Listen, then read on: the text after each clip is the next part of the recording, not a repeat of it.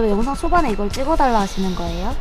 영상 안에서는 대부분 내용이 좋은데 차주분이 나한테 이제 이거를 주말 동안 3일 타고 나한테 협찬했을 때 엔진이 살아날 때 진동이 되게 심하다 그러고 하부 쪽에 뭔가 딱딱한 승차감이 있던데 영상 안에서는 그런 게 없어. 내가 언급을 안 하거든. 빨리 달릴 때 내가 이제 고속도로에서 리뷰를 했단 말이야. 근데 이제 끝나고 어제 오후에 타고 또 오늘 또 출근하면서 보니까 너무 탱탱거리는 거. 어제는 내가 그게 이제 현대가 탄탄하게 서스 세팅을 잘했다는데 그게 아니야. 뭔가 이 잔진동하고 이 딱딱한 느낌이. 그래서 난 타이어에 혹시 문제가 있나. 그래서 지금 타이어 공기압을 먼저 보고, 얘가 이 사이즈가 아마 36일 거고 재원에도 그렇게 돼 있거든.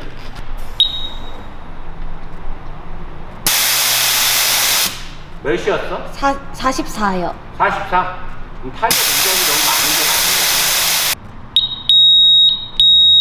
저쪽도 내가 꽂을 때 봐봐. 네. 몇이 나오나? 똑같이. 이게 내가 봤을 때 타이어 공기압에 문제가 있는 것 같더라고, 보니까. 여기도 보면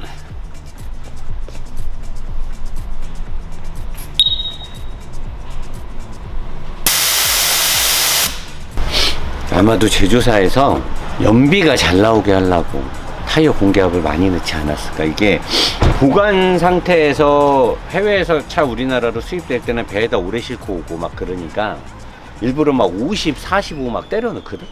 그런 차들은 보면 네 바퀴의 공기압이 잘 안 맞아. 안 맞고 쓸데없이 막 한쪽이 높고. 그런데 얘는 균일하게 다 44를 맞춰놨다라고 하면 연비가 잘 나와야 사람들이 뭐라고 안 하니까. 연비 때문에 이 정도 공기압 차이면 연비 차이가 엄청나거든. 만약에 이쪽도 40이면 의도적으로 그렇게 세팅한 거지.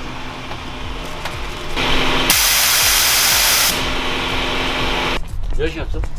42요. 맞네. 의도적으로 44 앞에랑 뒤에 42 세팅을 한 거였네.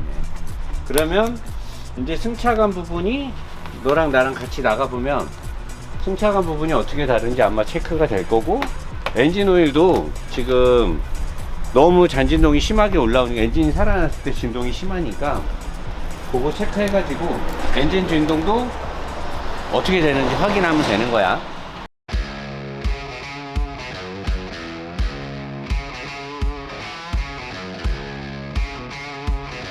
야, 이렇게 묽으니까 엔진이 살아날 때 이게 무부하 상태에서는 진동이 없는데 좀 악셀을 밟거나 부하가 걸리든가 왔다 갔다 하면 진동이 엄청 걸리더라고. 차주가 너무 신경 쓰인다는 거. 그게 이게 맞는 건지 모르겠다는데 보니까 엔진이 이렇게 묽으면 부하가 걸릴 때 진동이 생기는데 그거를 오일의 유막으로 꽉 못 잡아줘서 그러는 거야. 이거는 정수기에서 물 떨어져 오일이 어떻게 이럴 수가 있냐. 새 오일인데 이 정도면은 이제 한 5,000km 막 이렇게 타면 오일이 조금씩 산화가 되거나 TBN 수치가 점도 지수가 낮아지거든. 오일이 연마가 되니까. 그러면 거의 뭐 똥물 되는 거지. 그러니까 이게 환경 규제도 중요한데 최소한의 엔진과 기계의 윤활에 관련된 것들을 이렇게까지 배려 안 하고 세팅한다는 게 좀 안타깝다. 진짜 안타깝다. 갈고 바로 타보자.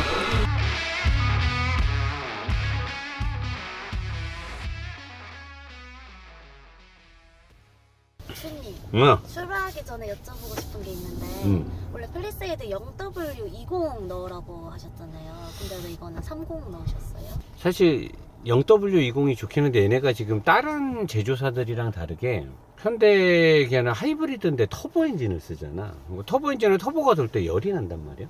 그리고 현대자동차가 뭐 자기들은 부인하고 뭐 과학적 무슨 수치로 뭐 하라는데, 내가 봤을 때 그냥 예전에 분해된 엔진이나 내 느낌을 보면 얘네가 이제 엔진의 합금 기술이 아무래도 엔진 단가가 벤츠비엠보다 싼 건 사실이거든. 엔진 단가만 봤을 때. 그래서 엔진 단가가 좀 싸다 보니 엔진의 합금, 알루미늄 합금이 좀 덜 단단하다는 느낌을 내가 갖고 있거든. 그리고 간극도 좀 있고. 그래서 터보가 움직일 때 이 열받아서 팽창하기 전까지는 간극에 대한 데미지가 있는 것처럼 난 느껴져. 그래서 냉간 상태 때나 그럴 때 훨씬 더 진동이 있고.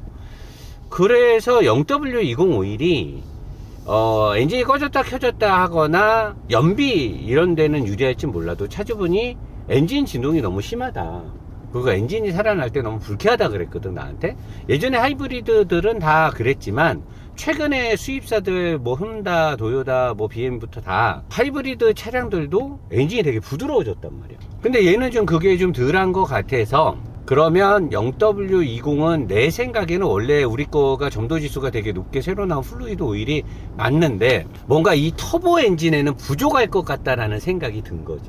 막 달릴 때 어차피 얘가 병렬식 하이브리드이기 때문에 계속 달리게 되면 열이 올라간단 말이야. 그러니까 열이 올라갔을 때 우리 거 이 노버스 플루이드 030 WS가 굉장히 부드러움과 함께 열에 되게 강하게끔 설계, 고성능을 뒷받침하게끔 돼 있기 때문에 오일에 뭐 어떤 첨가제를 잘 넣었다, 뭐가 좋다 이런 게 아니라 그냥 베이스 오일이 되게 좋은 거야. 그리고 베이스 오일 PAO 이 사기유 자체가 C12 레벨 12 12단계에 전 세계에 유통되는 PAO 사기유 중에 가장 고급, 가장 부드러운데 고성능을 대비하는, 최근에 유럽과 미국에서 환경 규제라든가 부드러움이라든가 고성능에 대응하는 굉장히 고급 레벨의 PAO이기 때문에 나는 이 엔진에 적합하다고 보는 거지. 자, 이제 그래서 이 오일을 넣고 내가 아까 타이어 공기압 조절했잖아. 너무 탱탱하다고. 지금 보니까 부드러운 느낌으로 바뀐 타이어의 느낌은 있는데 하체가 탱탱한, 내가 영상에서 얘기했던 지적들은 사실이네. 밑에 서브 프레임이 3세대 거 이렇게 확장형이 들어가고, 기존에 이 차가 너무 물컹물컹하고 꿀렁꿀렁한다라는 펠리세이드 오너분들이나 전반적인 그런 지적질들이 많았는데 그걸 의식한 것 같아. 하이브리드의 출력도 높아지고 뭐 하이브리드 전기 모터 합산 출력이 300마력이 넘고 하다 보니까 이거는 뭐 타이어 공기압을 조절했다라고 해서 타이어에서 오는 부드러운 승차감은 지금 이렇게 달릴 때 부드럽게 갈 때는, 전에 내가 앞에 44 뒤에 42일 때는 이때도 약간 좀 탄탄한 느낌이 있었는데 요건 좋아졌는데, 하체에 전반적인 스틸이 많은 거는 어쩔 수가 없네. 그거는 내가 리뷰에서 역시 예리한 거야. 타이어 공기압 빼서 조금 부드러워졌지만 이제 본격적으로 달리면서 하체에서 느껴지는 탱탱함은 얘가 스틸 빈도가 높아지면서 하체 강성을 올리면서 그건 어쩔 수 없었다. 끝이야. 자, 안녕하십니까. 노버스 인더스트리의 노사장입니다. 지금 개인 협찬 차량이고요. 전에 스타리아, 또 뭐요? 이분이 뭐 했더라? 아무튼 모트라인 때부터 쭉 저한테 협찬을 해주시던 분인데 최근에도 자기 차 또 5시리즈 5일갈로 오고 했는데, 요거 뽑기 전에 저한테 뭐 익스플로러, 그 다음에 혼다 파일럿 등등하고 비교하고 뭐하고 했는데, 이 차도 뭐 6천만원 넘는 것 같기는 한데 그 파일럿이나 익스플로러 대비해서 뭐 많이 싸지도 않더라고요. 대신에 이제 얘는 하이브리드 파워트레인에 좌석수가 얘가 이제 9인승, 이게 사실 SUV의 9인승은 말도 안 되는 억지인데, 어쨌든 9인승에 이분은 이제 시내를 주로 많이 타고 자기 와이프분이 아이들하고 많이 탈 거고, 주말에 이렇게 동네 놀러 다니고 할 때 실내 구성이나 AS 편의성이나 여러 가지를 봤을 때 자기는 익스플로러도 시운전 해보고 파일럿도 했는데 뭐 주행 느낌이 더 좋은 건 알겠는데, 옵션 사양이나 뭐 이 하이브리드 엔진 적용이나 여러 가지에서 자기는 이 차가 더 낫더라. 그리고 이분이 또 수입차를 모르는 분이 아니잖아요. 현재 BMW 신형 5시리즈를 또 타고 있고, 그래서 이분이 뭐 국산차에 대해서만 맹목적인 뭐 현바라든가 뭐 수입차 차알문 이런 게 아니고 차 잘 하시는 분입니다. 그리고 주행거리도 좀 있는 분인데, 나름 본인 생각에는 이 차가 훨씬 더 합리적이다 라고 판단해서 샀다고 하더라고요. 그리고 저도 뭐 잠깐 몰아봤을 때 주행 느낌이 현대가 요새 부싱 기술이라든가 댐퍼 기술이라든가 쇼바 이런 것들이 제가 작년에 제네시스 G80에서도 얘기했지만 많이 좋아졌어요. 그래서 서스펜션의 구조적인 부분이라든가 뭐 파워트레인에서 엔진 미션의 기술력이 사실 뭐 달리는 브랜드는 아니다 보니까 그런 거 조금 뭐 처질 수는 있는데, 종합적으로 봤을 때 이분이 인테리어를 좀 무난하게 뽑긴 했는데, 전에 제가 리뷰했던 차처럼 밝은 색에 보면 일단 이쁘죠. 그리고 실내 이 UI가 참, 현대는 이걸 정말 잘해요. 인테리어 회사답게 이런 거 되게 잘하고, 의자도 옛날 같지 않고 현대자동차 많이 좋아졌죠. 근데 현대는 핸들에 텔레스코핑이 많이 안 돼요. 그래서 팔이 짧거나 이런 분들, 키가 작은 분들은 운전 자세를 좀 바르게 잡으려면 의자를 상당히 앞으로 가야죠. 저는 뭐 키는 작지만 나름 롱다리라서 내 키를 감안해서 앞으로 가면 다리가 너무 구부러지는 거죠. 그래서 다리를 좀 편하게 하려 의자를 뒤로 빼면 팔이 이렇게 쭉 뻗으니까 팔은 항상 이렇게 잡아야 되는데, 현대자동차 관계자분들은 제가 기아자동차 EV6 GT 리뷰에서도 얘기했지만, 사람이 안전하게 스티어링을 잡으려면 3C랑 9C를 왼손 오른손으로 잡는데, 오른손 이거 엄지로 여기 이렇게 감싸야 돼서 이 부분이 파여지고 요 다기능 스위치가 밑으로 살짝 내려가고 여기를 잡을 수 있게 해놔야 돼요. 지금 이 현대 기아 자동차에서 인테리어나 이 스티어링을 제작하시는 이게 아마 외주로 나가는 걸로 제가 알고 있는데, 그 외주에서 디자인을 하고 뭐 이런 어떤 소재 같은 거는 잘 적용한 건 알겠는데, 스티어링은 이 다기능 스위치가 여기 이렇게 가까이 있으면 안 됩니다. 그리고 여기 림하고 요 손으로 이렇게 감싸는 부분을 벤츠나 아우디나 BMW나 폭스바겐 애들이 어떻게 만드나 보세요. 현대가 뭐 최근에 뭐 폭스바겐이나 뭐 아우디보다도 뭐 잘 만들었네, 뭐 BM보다도 알아요. 잘하는 부분도 있는데, 이런 거는 좀 인체공학적이고 달릴 때 어떻게 잡아야 되는가를 정확히 알고, 그래도 EV6 GT보다는 얘가 좀 안쪽으로 와서 여기가 눌리진 않는데, EV6 GT 이게 눌려버리니까 버튼이 막 여기 잡을 때 이거 지금도 얘도 좀 뭔가 애매합니다, 여기 잡는 게. 그래서 3시 9시를 못 잡고 꼭 2시 10시나 뭐 4시나 7시 막 이렇게 잡아야 되는데, 이 부분은 좀 모르면 저한테 연락하세요. 제가 돈 많이 안 받고 조언해 드릴 테니까 요거 좀 잘 됐으면 좋겠고, 의자도 괜찮고 뭐 패들도 이제 오르간식으로 언젠가부터 현대가 적용을 해서 패들도 그렇고 느낌 되게 좋습니다. 지금 달릴 때 느낌 되게 좋고, 예전에 팰리세이드처럼 뭐 꿀렁꿀렁하거나 너무 낭창낭창하거나 그런 느낌도 없고, 일단 서스펜션의 구성, 그 다음에 댐퍼 뭐 이런 거 얘기하려면 또 뭐 어렵다 어쩌다 한데, 자 그럼 하체 짧게 한번 보고, 자 제가 주행 중에 지금 잠깐 하체를 잠깐 보고 가자고 하는 이유는, 하체 우리기를 따로 안 한 거는 이미 초창기에 이거 일반 가솔린 모델 나왔을 때 한 거고, 지금 여러분들한테 이제 확인시키고 싶은 것들은 뭐 크게 없는데 미션이에요. 일단 미션이 빵이 엄청 커졌어요. 엔진 쪽에서 연결되는 이쪽에 원래는 이제 현대가 뭐 미션 안에 모터가 구동 모터도 있고, 그 다음에 발전 모터도 있어서 뭐 직병렬이니 뭐니 2세대 하이브리드가 어쩌고 저쩌고 하는데, 얘는 여기 보시면 지금 에어컨 컴프는 완벽하게 전자식으로 작동하거든요. 엔진에 벨트를 안 걸었고, 민서 이쪽에서 혹시 찍어줄 수 있어? 여기 보면 굉장히 얇은 그 벨트가 하나 묶여 있어요. 얘는 워터펌프를 돌려주는 벨트고, 크랭크 축의 메인 풀리에는 다른 벨트가 묶이지 않거든요.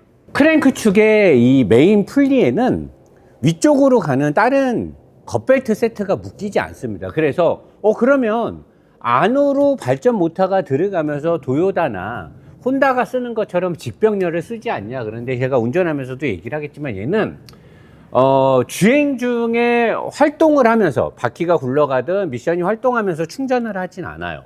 그러니까 하이브리드 모터가 전기를 받아서 바로 힘으로 차를 굴리든 아니면 제동을 걸 때 발전을 하던 그거는 하는데, 달리면서 남는 에너지를 회수해 갖고 충전을 한다, 직병렬처럼. 그러려면 이 클러치가 있는 미션으로는 그게 불가능합니다. 반드시 달리는 상황에서 남는 무부하 상태 힘을 회수를 하려면 유성기어 세트를 엔진에서 전달되는 축에다 써야 되는데, 얘는 그 방식이 아니죠. 그래서 얘는 그냥 단순한 병렬 방식인데, 외부에 벨트를 걸어서 알터네이터를 돌리는 방식이 아니라 엔진 바로 앞쪽에 바로 별도로, 지금 제가 사진 보여드릴 거예요. 요거처럼 별도로 발전 모터가 있는 거고, 발전 모터랑 구동 모터가 같이 있기 때문에 미션의 빵이 커진 거. 그리고 굉장히 부드러움을 많이 느끼는 건, 이 너클함도 다른 전륜 현대 기아 차들보다 조금 더 두껍고 좀 더 큰 알루미늄이 있으니까 얘가 진동 감차 자르고, 요거 맥퍼슨 스트럿 요 암이 요 부위가 좀 커졌어요. 해가 커져서 그런지는 몰라도 때깔도 뭔가 좀 더 밀도가 높아 보이는 듯한 때, 물론 때깔을 보고 맞출 수는 없지만 요 알루미늄 맥퍼슨 암하고 너클함의 두꺼워지면서 얘네가 부드러운 승차감에 일조를 하고, 전에 제가 가솔린 전륜 얘기할 때도 댐퍼가 많이 두꺼워지면서 지지를 좀 잘하고 뒤에도 좀 덜 털린다고 얘기했는데, 각도나 뭐 캠버나 피봇 각도, 캐스터 각도 이런 것들은 너무나 무난해서 달리는 차 스타일은 아니지만 그래도 예전에 내가 현대자동차들 전륜 이런 산타페 구형이나 이런 차들 막 너무 헐렁하다고 깐 거에 비해서는 그래도 비약적인 발전을 저는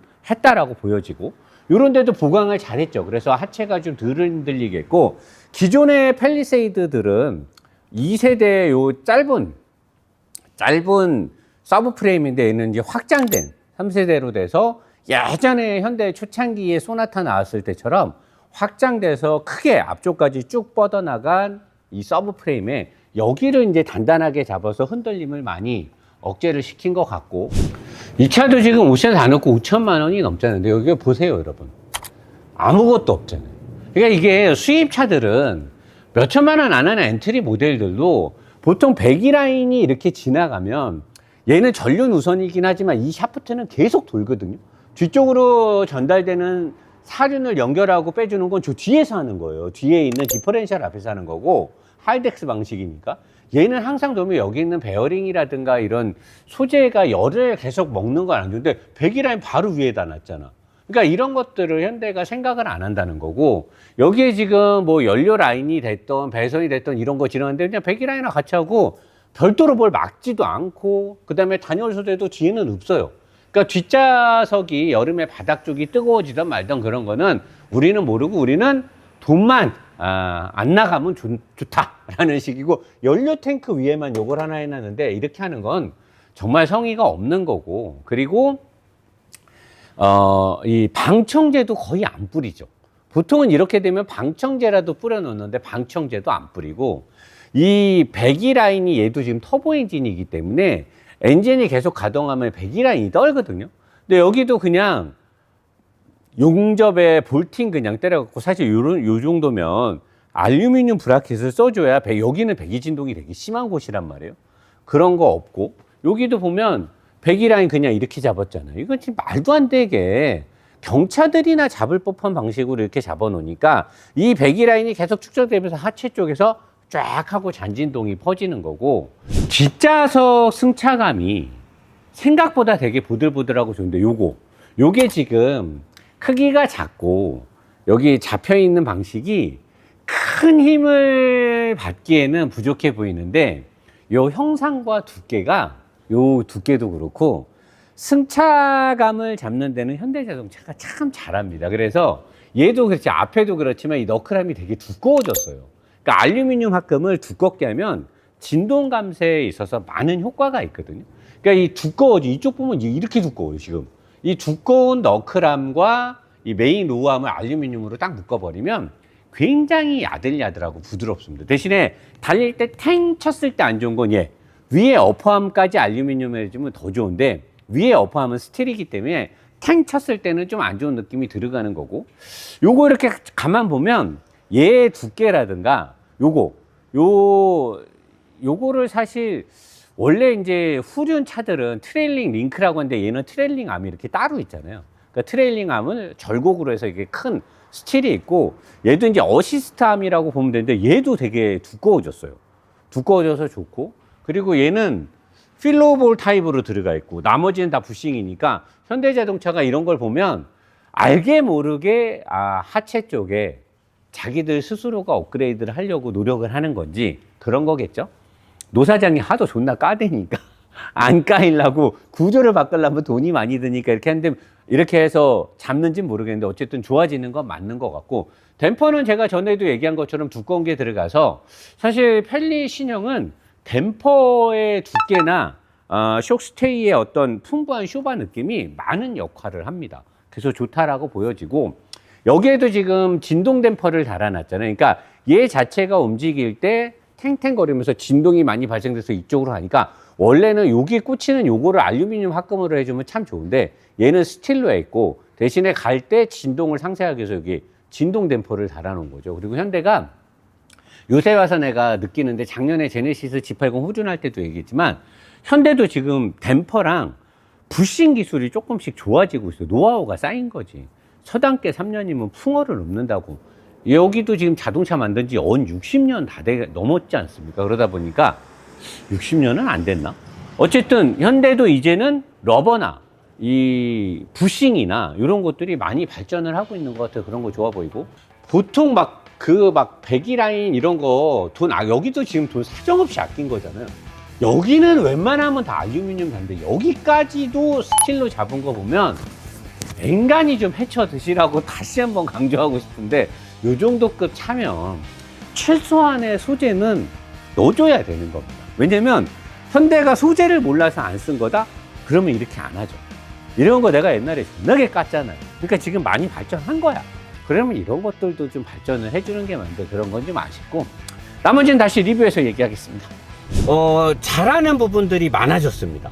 근데 여전히 원가 절감을, 우선은 너무 짠돌이야. 요새 돈 잘 버는 것 같은데 원가 절감을 하더라도 좀 적당히 해야 되는데, 이 배기라인의 브라켓이라든가 뭐 흡음재라든가 단열 소재라든가 방청재를 뿌리는 것 등은 이제는 좀 뭐 아반떼급이든, 뭐 아반떼 무시하는 건 아닙니다. 차값이 일단 2~3천만 원대니까 아반떼급이나 뭐 소나타 뭐 최하위 트림에선 그래도 되는데, 이건 뭐 5~6천만 원, 막 6~7천만 원 이러는데 옵션 넣고 이런 거 할 때는 적어도 좀 형, 현대에는 이 하이브리드 시스템을 직병렬을 쓰는 게 아니라 병렬식이기 때문에 출발할 때도 뭐든 달릴 때만 어시스트를 해주잖아요. 그리고 전기 모터로 모터만으로 갈 수 있는 거리가 그렇게 많지도 않고, 달리면서 무부하 상태를 감지하는 그런 시스템도 아니고 하니까 엔진이 늘 주가 돼 갖고 이렇게 엔진이 살아나서 돌아야 되는데, 엔진이 살아나서 이렇게 돌 때 많이 부드럽네. 그래도 부드러워요. 엔진의 부하가 아직은 많이 걸리는 것 같지 않아서 배기라인에서의 어떤 진동이 쭉 타고 들어온다라는 거 얘기하기 어렵고, 하체를 제가 잠깐 본분에서 얘기했지만 댐퍼가 일단 좋아졌고, 바퀴가 달리는 너클암의 형상과 두께, 밀도가 상당히 높아진 것 같아서 바퀴 자체에서 생기는 잔진동이나 이런 것들을 상쇄하는 능력이 되게 좋고, 바로 다이렉트로 연결되는 곳을 또 알루미늄으로, 로우암도, 뒷바퀴의 로우암도 그렇고 앞바퀴 쪽에 맥퍼슨암도 알루미늄을 잘 사용했고, 거기다 위로 올라가는 댐퍼도 사실 굉장히 두툼하게 잘 만들어 놔서 달릴 때 노면에서 올라오는 거 잔진동 상당히 상쇄 잘 해주고, 악셀레이터를 밟았을 때 일단 뭐 좌우에 뻗어나가는 구동축의 수평 밸런스도 잘 맞추도록 신경을 써놨고, 그 다음에 악셀 쭉 밟아서 이제 RPM 올라가면, 방금 악셀 밟았더니 머플러에서 매연이 나간 건지 물이 나간 거겠지, 결로 영상에서. 뒷차 방금 깜짝 야시 먹었고, 악셀 밟고 RPM 올라가니까 배기라인 진동 그대로 올라오네요. 배기라인 진동 그대로 올라오고, 대신에 달릴 때 툭툭 쳐주는 거. 근데 달릴 때 속도 올라가니까 브레이크 상당히 안정적이네. 아주 미션 따당 때리고 다시 브레이크 잡고 악셀 치면, 차주가 말하는 게 뭔지 차주분이 엔진이 돌 때 엔진 진동이 상당히 있는 것 같아요.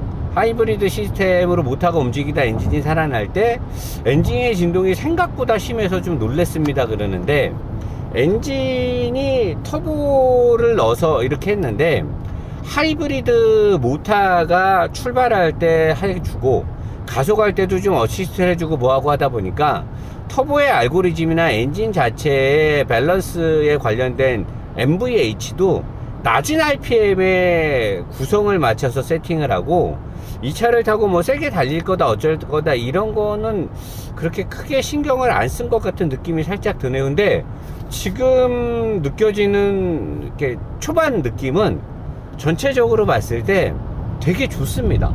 그냥 차가 되게 깡충하고 높고 차빵이 되게 크거든요. 그 좌우도 이게 앞자리도 3명이 앉는 거니까, 사실 이 의자를 이렇게 올려서 여기를 센터를 올려서 가운데 사람이 앉거나, 예전에 미국 차들이 여기다가 이렇게 기어 시프트를 달아놨잖아요. 승용차든 픽업 트럭이든.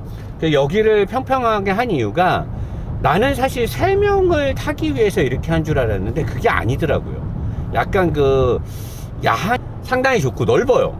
여기서 이제 뭐 그것 때문에 넓게 한 건지 여러 명이 탑승하게 하려고 한 건지 몰라도 굉장히 넓고, 뒤도 되게 넓습니다. 뒷자리도 되게 넓고요.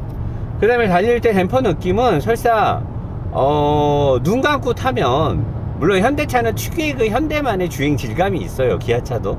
근데 주행 질감 굉장히 괜찮고, 근데 이 아스팔트 노면이 별로 좋지 않은 곳에서 제가 저번 주에 나갔던 벤츠 S클래스라든가 그 이전에 나갔던 2450에서도 뭔가가 안 좋으면 잔진동이 많이 올라온다고 하잖아요. 그게 서브 프레임을 스틸로 썼을 때, 그 다음에 배기 라인의 브라켓 등을 알루미늄을 사용하지 않았을 때, 그 다음에 서스펜션의 구성에서도 얘기를 했는데, 고급지게 쫙 잡아주는 느낌은 없지만 상당 부분 절제되어 있고 굉장히 잘 잡고, 뒷바퀴 쪽에 지금 얘가 사륜이니까 뒷바퀴 쪽에 구동이 들어가서 그런지는 몰라도 뒷바퀴 쪽에 안정감이 상당히 뛰어납니다. 그래서 차선 변경 싹 들어가면 좀 속도 빠른데 싹 들어가고, 싹 들어갔을 때 딱 잡으면 상당히 억지스러운데 뒷바퀴 쪽에 구동이 싹 들어가면서 뒤에서 밀어주는 느낌 납니다. 과거에 제가 혼다 파일럿이나 혼다 차들이나 이 전자식으로 뒷바퀴 쪽에 요 컨트롤이나 휠 스피드 센서를 전방위적으로 다 감지를 해서 계산을 때려가지고 실제로는 뒤에 슬립이 안 나도 뒷바퀴 쪽에 구동을 연결해준대. 얘가 그러네요. 뭔가 이렇게 롤각을 서스펜션의 구성으로 쫙 받아주면서 카빙 턴을 하듯이 구조에서 안정적으로 가는 완전히 원초적인 차량의 설계를 아예 달리게 만들어 놓은 그런 건 아닌데, 뭔가 휘청거리고 안 될 것 같긴 한데 잘 받쳐줘요. 차주분이 저한테 처음에 주말에 타고 어젠가 일요일날 전화 와서 그 얘기를 하더라고요. 노 사장님, 생각보다 차가 되게 잘 가요. 생각보다 고속에서 느낌도 그렇게 불안하지 않습니다 라고 얘기를 하는데, 나는 이분이 왜 이렇게 국산차에 후한 점수를 주려고 하지 했는데, 이분이 저 스타리안 엄청 깠거든요. 저한테 전해서 노사장 평가가 맞았다, 이거 차 괜히 샀다 막 그랬는데, 걔는 이제 카니발이랑 구성이 거의 같으니까. 근데 이 차는 차주분이 타보고 생각보다 되게 잘 간다고 했는데, 생각보다 되게 잘 가는 게 맞아요. 되게 잘 가는 게 맞고, 근데 서스펜션의 구조 역학적인 지오메트리 세팅을 잘한 게 아니고 이제 짬밥이 생긴 거죠. 의선형 내도 짬밥이 생겨가지고 구조적으로 불리한 것들을 세팅으로 잡겠다. 구조적으로 안 되는 부분은 우리가 설계 투자를 많이 해서 억지로 많은 돈을 투자해서 막 비효율적으로 하지 않고, 회사가 안정적으로 수익을 많이 내야 되기 때문에 크게 들어가는 하드웨어를 뜯어 고치지 않고 잡기술을 넣어서 전자제어 장비를 활용해서 잡고 가겠다는데, 나는 이거는 찬성. 이 급에서 사실 구조적으로 서스펜션의 각도를 X5처럼 만들어 갖고 어떻게 하는 건 사실 낭비일 수도 있죠. 그리고 이 차는 그렇게 타는 차도 아니기 때문에 그냥 이렇게 전자장비와 뒤쪽에 구동축으로, 내가 이 차주분이 전륜 산다는 걸 내가 바짝바짝 우겼거든요. 무조건 사륜을 사라, 안 그러면 뒤에가 낭창낭창 위험할 수도 있다 해서 사륜 했는데 잘한 것 같아요.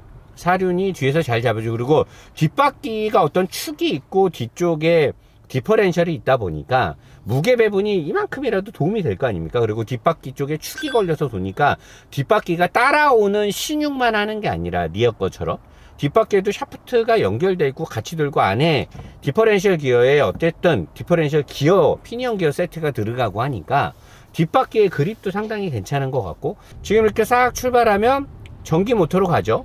그러다가 밟으면 엔진이 살아나는데, 엔진 살아나는 것도 뭐 최근에 혼다나 도요타가, 얘네들이 이제 혼다 같은 경우는 직렬 우선식의 직병렬을 쓰고 도요타는 완벽한 직병렬을 쓰는데, 과거에는 도요타 같은 경우는 엔진이 살아날 때 엔진 진동이 상당히 좀 심했거든요. 소리도 그렇고. 그리고 혼다는 직렬 우선식이라 늘 엔진이 돌잖아요. 그래서 엔진에 대한 진동과 NVH가 내가 거슬린다라고 했는데, 최근에 굉장히 많이 업그레이드 되겠죠. 그리고 얘네가 하이브리드 시스템이 많이 업그레이드가 됐고, 도요타 같은 경우는 달리면서 엔진이 살아나면 엔진이 바퀴를 굴릴 때 무조건 굴러가기 시작하면 엔진 힘이 남거든요. 남는 힘은 무부하 상태를 감지하게 되면 굴러가면서도 충전을 때린단 말이에요. 근데 현대는 그게 안 되죠. 왜냐면 굴러가면서 얘네는 엔진이 지금 살아나면 남는 힘을 갖고 충전을 하지 못하고 엔진이 살아나면 발전기를 돌려갖고 이 배터리를 충전한단 말이에요. 사람들이 현대자동차도 노사장 네 말대로 미션 안에 모터가 들어갔기 때문에 구동 모터도 안에 들어갔고 발전 모터도 들어갔으니까 된다라고 하는데, 요 사진을 보면 현대자동차 자료화면 같은데, 현대자동차는 엔진하고 미션으로 가는 동력이 연결되는 클러치나 토크 컨버터 사이에 모터가 있어요. 여기는 그 도요타가 쓰는 것처럼 발전 전용 모터가 아니라 원래 엔진 앞에 풀리에다 벨트를 걸어서 알터네이터 제네레이터가 도는데, 그걸 없애면 엔진의 효율이 뭐 조금 더 올라갈 뭐 그런 걸 계산했는지 모르겠는데, 어쨌든 벨트를 걸어서 제네레이터 알터네이터를 돌리는 걸 없애고, 그 알터네이터를 엔진 플라이휠 앞에다 둔 거예요. 바로 플라이휠 앞에다 두고, 그리고 나서 엔진이 살아나기 시작하면 무조건 발전기가 돌죠. 엔진이 돌면 같이 돕니다. 이걸 따로따로 조절을 못해요. 엔진이 돌면 겉벨트에 묶여있는 제네레이터가 돌듯이 무조건 이 발전기가 돌아요. 그래서 얘가 돌면서 배터리를 충전을 하죠. 그리고 클러치가 그 모터 앞에 있어요. 다판 클러치로 동력을 연결합니다. 그리고 나서 구동 모터가 있고, 이제 구동 모터가 이렇게 지금처럼 모터로 차가 엔진이 꺼져 있을 때 모터로 미션을 돌려서 이렇게 가다가 미션의 기어비를 활용하는데, 그래서 현대자동차는 이 시스템이, 어떤 사람들은 미션 안에 발전 모터랑 구동 모터가 다 있으니까 직병렬이 아니냐는데, 얘네는 병렬입니다. 병렬이에요. 엔진이 주고 엔진에 지속적으로 힘을 보태주는 거예요, 모터가. 그래서 장거리를 달릴 때는 모터가 미션의 기어비를 같이 활용할 수 있기 때문에 도요타의 직병렬보다 장거리를 항속할 때는 이 시스템이 연비가 더 좋아요. 그 구조가 더 단순하고. 근데 왜 도요타처럼 무부하 상태에서 남는 힘을 갖고 모터를 충전하거나 뭐 효율적으로 더 움직이지 못하느냐라고 물어보는 사람들이 있는데, 그거는 엔진의 힘이 남았을 때 회수를 해서 엔진이 바퀴를 굴리면서도 배터리를 충전하는 그런 시스템을 쓰고 싶다라고 하면 이 클러치를 붙여가지고는 그게 안 돼요. 도요타가 쓰고 있는 유성기어 세트, 그러니까 도요타가 그걸 예전에 특허를 걸었던 거잖아요. 도요타는 토크 컨버터도 없고 클러치도 없어요.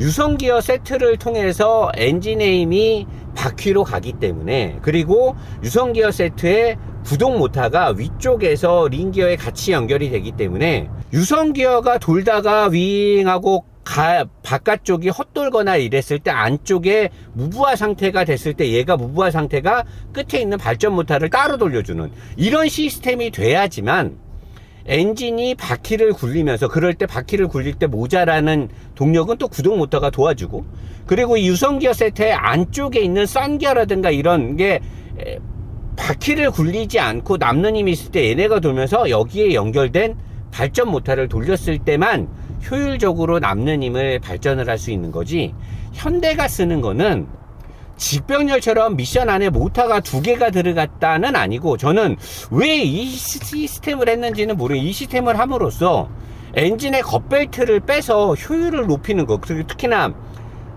에어컨 컴프레셔가 전기로 돌기 때문에 거기에서는 엔진 쪽에 상당 부분 좋은 효율을 아마 뽑아낼 수 있을 거예요. 에어컨 컴프레셔를 얘는 모터로 돌리거든요. 그러면 엔진의 기름값을 많이 아껴주겠죠. 근데 현대가 쓰는 이 엔진 바로 앞에 모터를 넣어버리는 건 저는 사실 큰 의미가 없다고 봐요. 이 시스템은 오히려 벤츠나 BM이나 아우디가 쓰고 있는 플러그인 하이브리드 말고, 걔네는 일반 하이브리드가 없잖아요.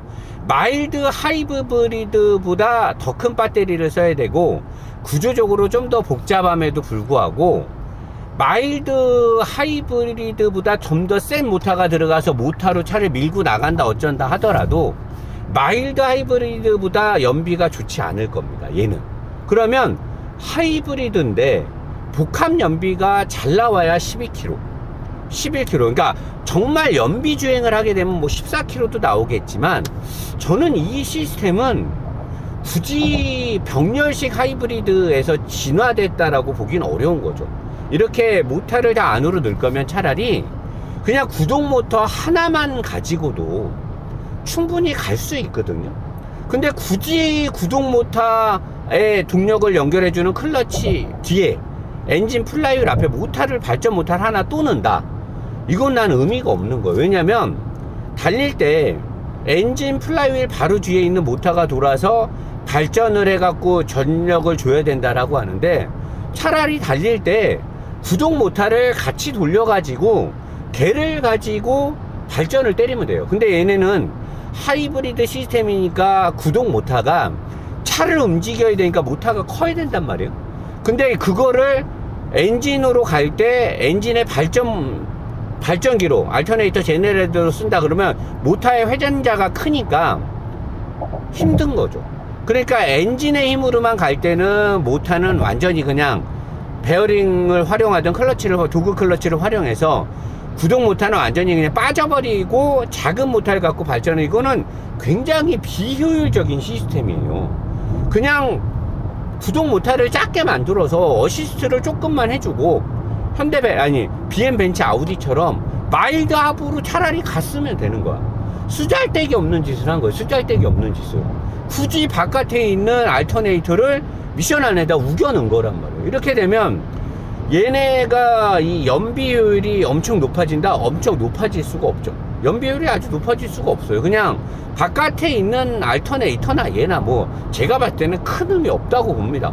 그냥 바깥에 그대로 알터네이터 두고 겉벨트 돌리고 에어컨 컴프레셔만 전기로 빼버리면 돼요. 얘처럼 굳이 쓰잘데기 없는 짓을 한 거예요 지금. 그리고 원래 하이브리드는 터보를 굳이 넣을 필요가 없습니다.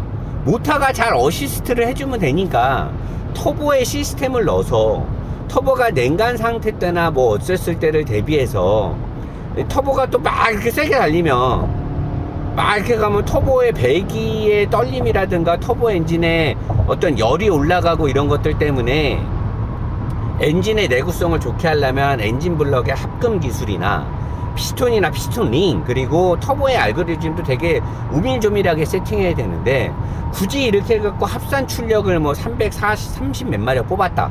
일반 2.5 터보 그냥 제네시스에 썼던 엔진들을 썼을 때는 280 몇 마력이다. 걔네들이 일반적으로 그냥 조금 살살 타고 뭐 하면 연비가 한 9점 몇 나올 거고, 얘를 편하게 타면 뭐 한 12km 나올 것 같은데, 전체적인 알고리즘에서는 나는 얘가 그렇게 좋지 않을 건데, 그러면 굳이 연비가 많이 차이 나야 한 2km 날 것 같거든요. 근데 또 모르지, 걔를 또 재밌게 빵빵 쏘고 다니면 연비가 걔가 한 7점 몇? 한 8 밑으로 떨어질 것 같긴 한데, 현재 제가 아까 리셋하고 지금 22km를 달려왔는데 운전 그렇게 뭐 지랄맞게 안 했잖아요. 나 아까 뭐 급가속 한 번 잠깐 한 2초? 근데 지금 연비 8.9 나오거든요. 제 거 파일럿이 3600cc 6기통이잖아요, 가솔린. 걔 굉장히 비효율적인 옛날 엔진이거든요. 2000한 뭐 10년 초반에 나왔던 엔진인데, 걔가 지금 이 정도로 내가 운전할, 요새 그 차 많이 타고 내가 출퇴근하거든요. 걔가 내가 얘처럼 지금 운전하면 연비가 8.1 나와요. 8.1. 6기통 가솔린하고 지금 최신의 2.5 터보의 하이브리드 엔진 얘 8.9인데, 얘는 운전 살살하고 잘 타야 연비 아마 한 11.5 나올 거예요. 제 거 파일럿을 만약에 연비 잘 나오게 살살하고 그렇게 타면 9.8 나옵니다. 9.5에서 연비 차이 잘 나야 한 2km 날 것 같거든요. 그러니까 이건 의미가 없는 거지. 달릴 때 보면 느낌도 뭐 얘도 사실 억지로 지금 좀 수평을 맞추려고 하고 있고, 이렇게 달릴 때 보면 브레이크 밟을 때, 근데 브레이크를 밟았을 때 차체의 지오메트리를 안정감 있게 가려고 이 세팅 값도 좋아졌네. 과거에 비하면 많이 좋아졌어요 지금. 그러니까 내가 옛날에 현대자동차 주행 느낌 갖고 오지하게 깠잖아요. 그래서 형이 열받아 갖고 그쪽에 몰빵 투자를 한 것 같기는 한데, 형 주행 느낌은 엄청 좋아졌구만. 지금 잘 달리는구만 이 정도면. 근데 카빙턴에 관련된 세팅을 하려면 제네시스 G80 요새 가고 있는 그 하드웨어적인 것들이 이렇게 가면 되는데, 파워트레인이 이거는 내가 봤을 때 너무 비효율적이고, 지금 이제 살살 타고 이렇게 가니까 연비가 지금 9.3까지 올라갔는데, 요거는 칭찬할 게 안 되는 게, 내 거 파일럿 그 옛날 구닥다리 NA 엔진, 그 엔진이 진짜 기름 많이 먹는 구닥다리 엔진인데도 걔도 이렇게 타면 9.1, 9.3 나오거든. 그러면 이 하이브리드가 의미가 없잖아. 내가 가면서 그럼 되게 살살 밟아볼게요. 지금도 이제 엔진이 살아나서 지금 가고 있을 텐데, 지금 에코 모드 안에서 간데, 엔진 지금 계속 살아나서 바퀴로 가고, 배터리가 모터를 거쳐서도 계속 가고 한 데에는 남는 힘으로는 어쨌든 충전을 못하니까 여기서 하이브리드의 효율이 떨어져.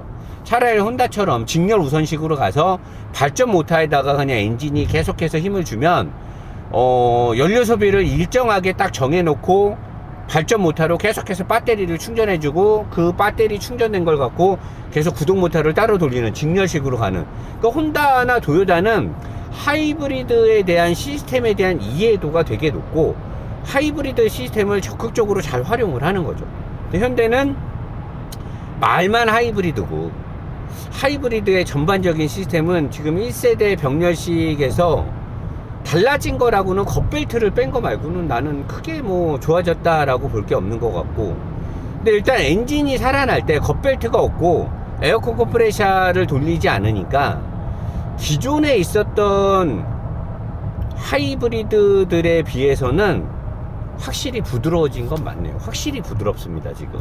그리고 이제 달릴 때 안정감이 괜찮냐 뭐 어쩌고 저쩌고 하는데, 얘가 맥퍼슨 스트럿 암이 카빙 턴을 할 수 있게끔 잘 돼 있는 건 아닌데, 내가 그 쉐보레의 그 둘 다 맥퍼슨 스트럿의 차체에 붙는 피봇을 걔네들은 둘 다 혼다도 그렇고 롤케이크 방식을 쓰거든. 근데 얘는 앞에는 롤케이크인데 뒤에는 볼 방식이잖아요. 그러면 날카롭게 단단하게 움직이진 않아요. 대신에 자유도가 좋죠.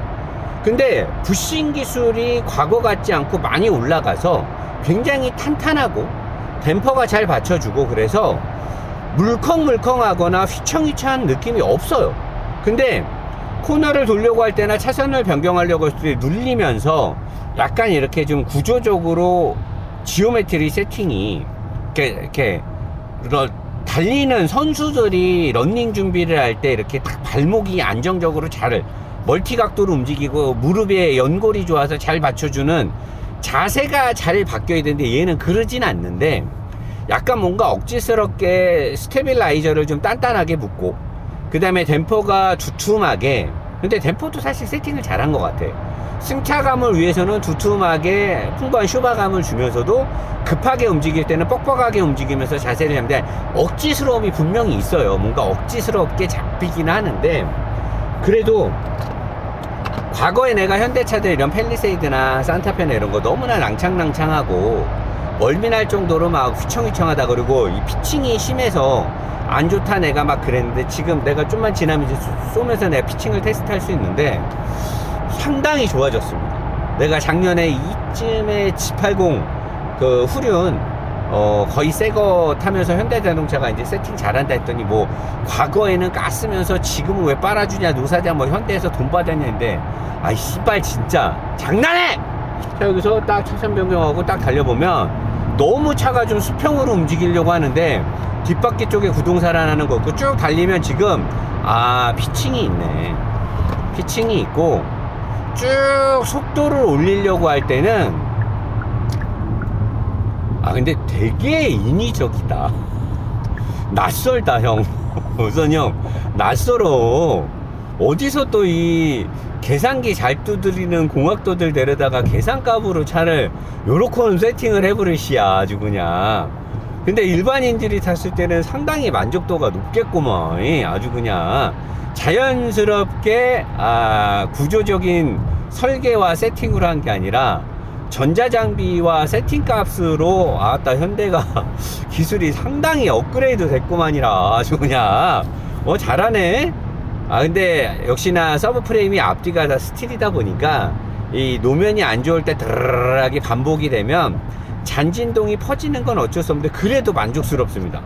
근데 하이브리드 모터가 돌 때랑 엔진이 살아나서 돌 때 엔진 앞쪽에 지금 풀리에 벨트를 걸지 않고 냉각수 워터펌프만 조그맣게 하나 걸어놨고, 이게 지금 엔진 플라이휠 바로 앞쪽에 모터가 있는데, 그 플라이휠 바로 앞에 있는 모터가 엔진이 돌면 무조건 돌아야 되거든요.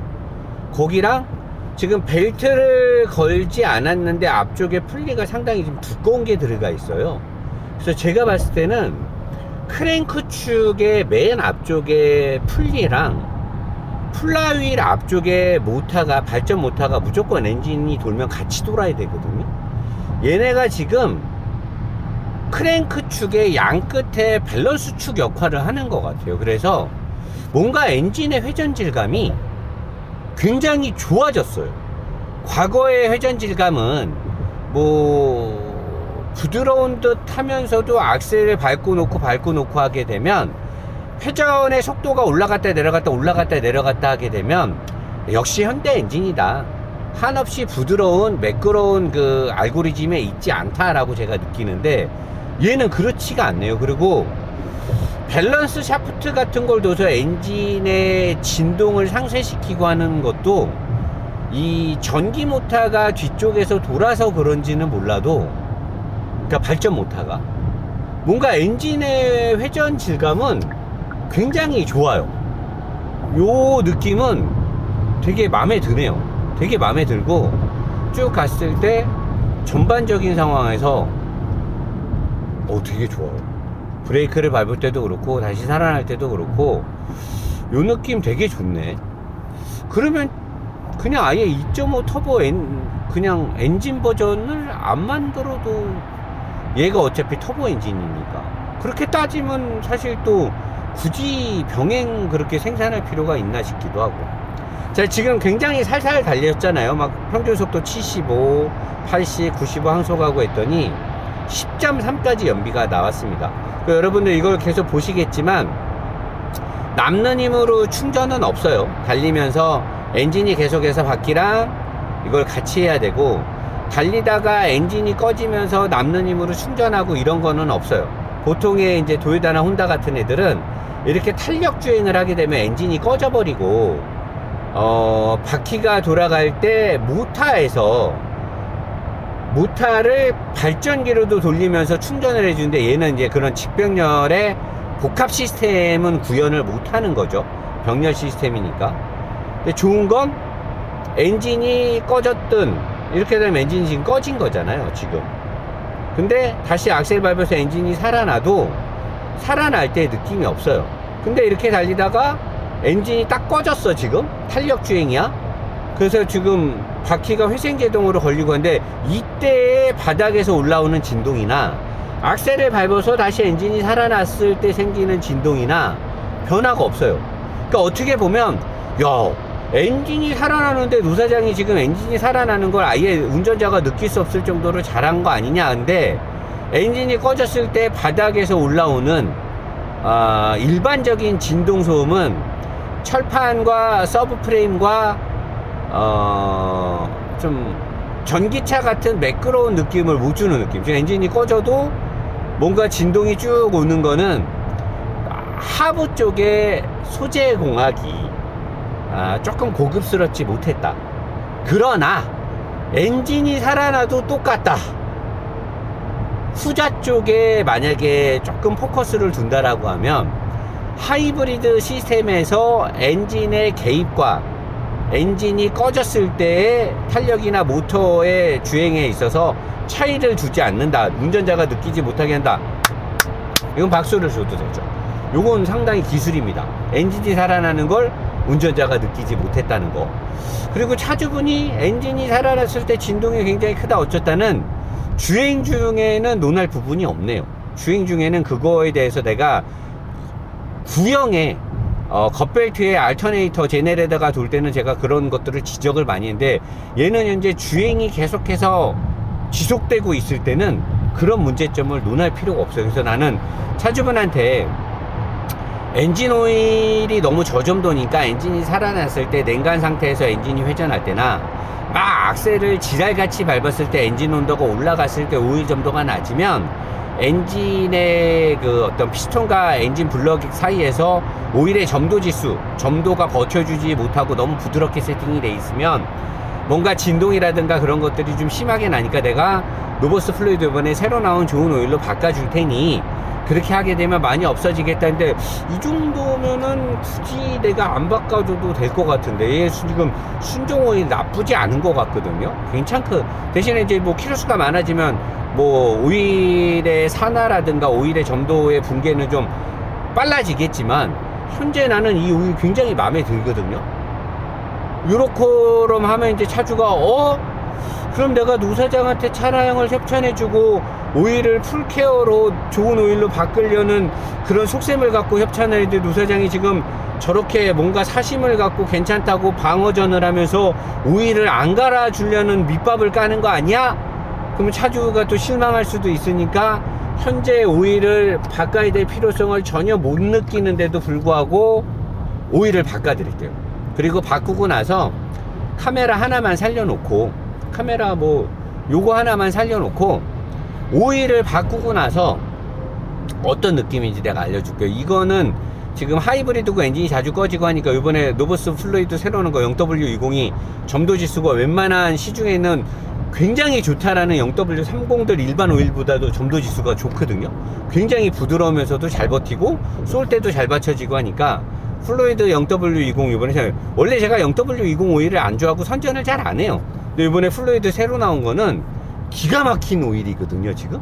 그리고 지금 5W30이 미쳤다고 지금 화물차 운전하시는 분들부터 해갖고 막 포터, 스타렉스, 뭐 카니발 분들 지금 5W30 쓰고 막 미쳤다고 난리 나고 단종시키면 막 칼 들고 찾아온다 그러는데, 5W30을 넣으면 달릴 때는 더 좋겠지만 엔진이 자꾸 꺼졌다 살아났다 했을 때는 사실 불리한 건 사실이니까. 그래서 아예 좋게 가려면 0W30 SS, WS로 가거나 그러면 되는데, 일단은 얘가 순정 오일 점도가 0W20 이하로 세팅이 되니까 0W20으로 제가 한번 세팅을 해보고 그 부분만 짧게 후속타로 다시 넣어볼게요. 자, 그리고 이제 차주분이 가다 서다가 반복됐을 때의 엔진 진동에 관련해서도 얘기한 게 있으니까 그거는 제가 이때 시내 구간에 들어가니까 거기 가서 한번 해볼게요. 근데 지금도 악셀을 밟았다 놨다 하고 고속도로를 쭉 달리는데, 하체를 너무 이 3세대로 뻗어나간 이 서브프레임이 이전 2세대 서브프레임이 적용됐던 이전 구형 팰리세이드는 조그만 서브프레임을 갖고 있잖아요, 앞쪽이. 그 차보다 하체 진동이 굉장히 많이 들어오네요, 여기 앞쪽에서.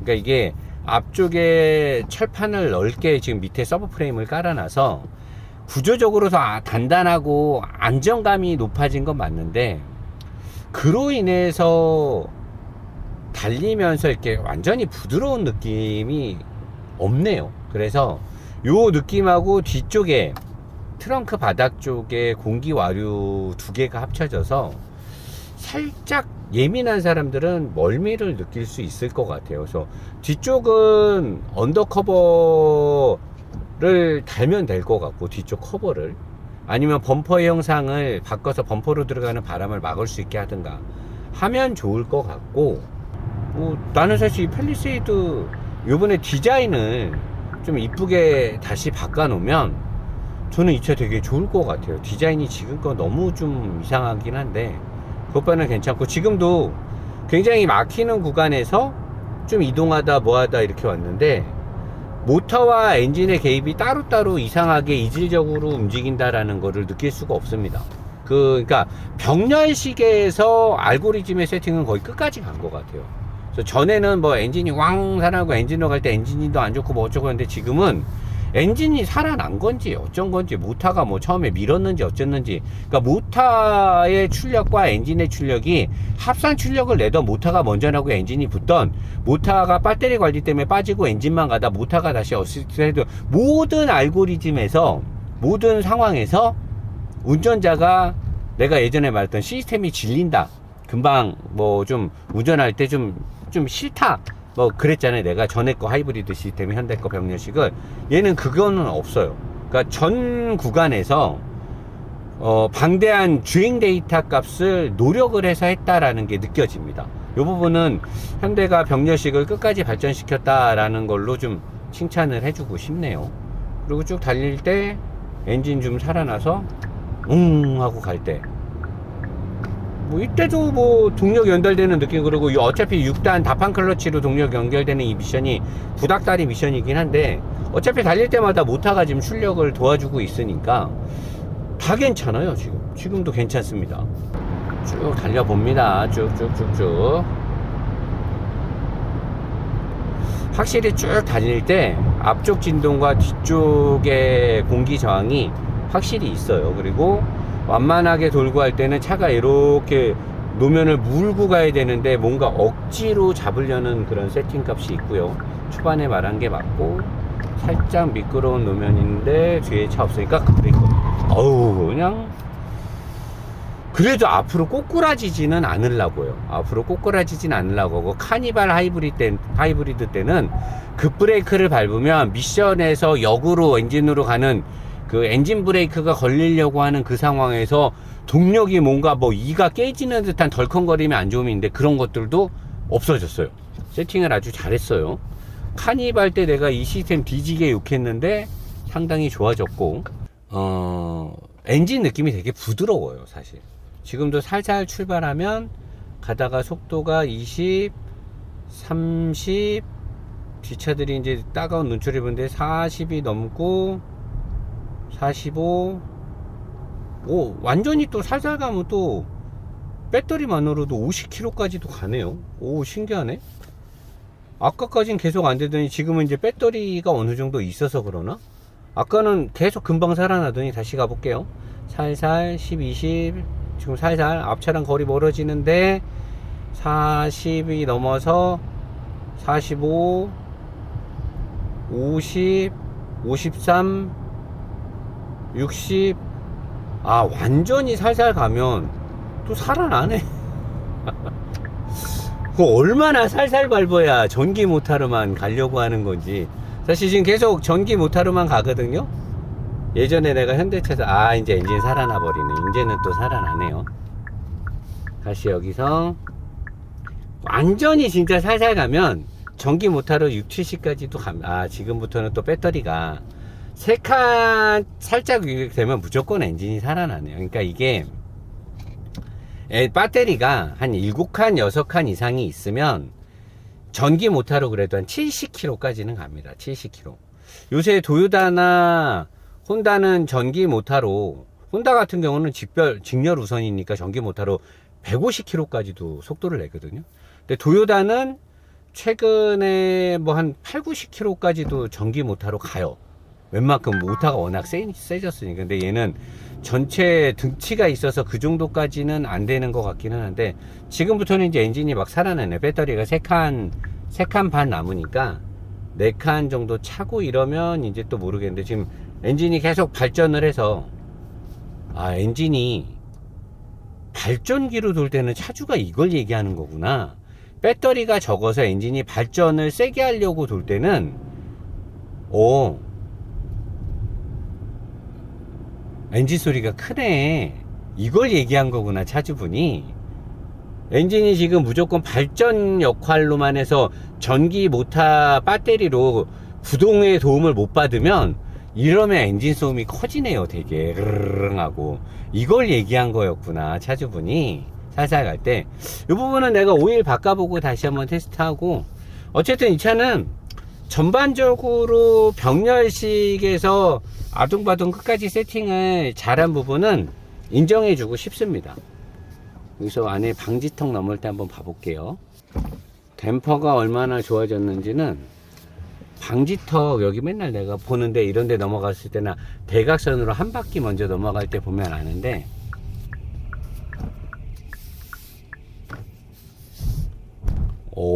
뒤에는 살짝 가벼운 듯이 있는데 확실히 댐퍼가 좋아졌어요. 현대자동차가 여기서 한 바퀴씩.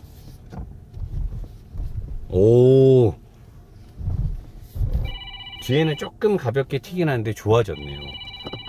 이번 팰리세이드 하이브리드는 4륜으로 선택했을 때 카니발에 들어가는 1.6 터보하고는 질적으로 차이가 많이 납니다. 차이가 많이 나고 이 2.5로 펠리 그리고 안에 모터가 들어간 이 시스템은 저는 칭찬해 주고 싶어요.